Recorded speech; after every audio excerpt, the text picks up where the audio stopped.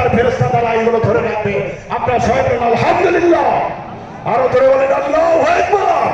শামীম ভাই আল্লাহ কামাতের আপনার কবরস্থানের জন্য ৫,০০০ টাকা দান করছে, দানকে কবুল করে দাও, মনের মাকসাদকে পূর্ণ করে দাও, আল্লাহ দুনিয়াকে শান্তি দিও, উদ্দেশ্যকে সফল করে দিও। আমার ভাইয়েরা, আমি বলছি আজ কোরবানির দিন, খুশির দিন, আনন্দের দিন তাদের জন্য যারা একজন অপরকে সহযোগিতা করতে পারবেন, আপনার শত্রুকে মাফ করে দিতে পারবেন। আব্দুল মান্নান পূর্বপাড়ার ৫,০০০। ভাই আব্দুল মান্নান কোথায়, কি হাত তোলেন? আলহামদুলিল্লাহ, পূর্বপাড়া শিবপুর আব্দুল মান্নান ভাই ৫,০০০ টাকা ধরে বলেন মারহাবা। এটা কি কবরস্থানে? কবরস্থানের জন্য ৫,০০০ টাকা ধরে বলেন মারহাবা।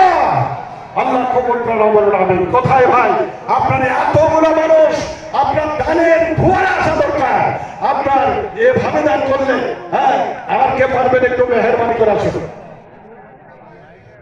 আলহামদুলিল্লাহ, সম্মানিত ভাইরা, এখন ৫৩ বছর, হ্যাঁ, একটি ইনকামের হিসাব আপনাদের সামনে উপস্থাপন করা হবে। আমি আপনাদের কাছে যে বলছিলাম, আজকে বলেন তো আমাদের শত্রু আছে না নাই? কে কথা বলেন, আছে না নাই? আমরা শত্রু হিংসা করে তার সাথে কথা বলি না। ইনকামাত কেন? শত্রুকে ক্ষমা করে দেওয়া।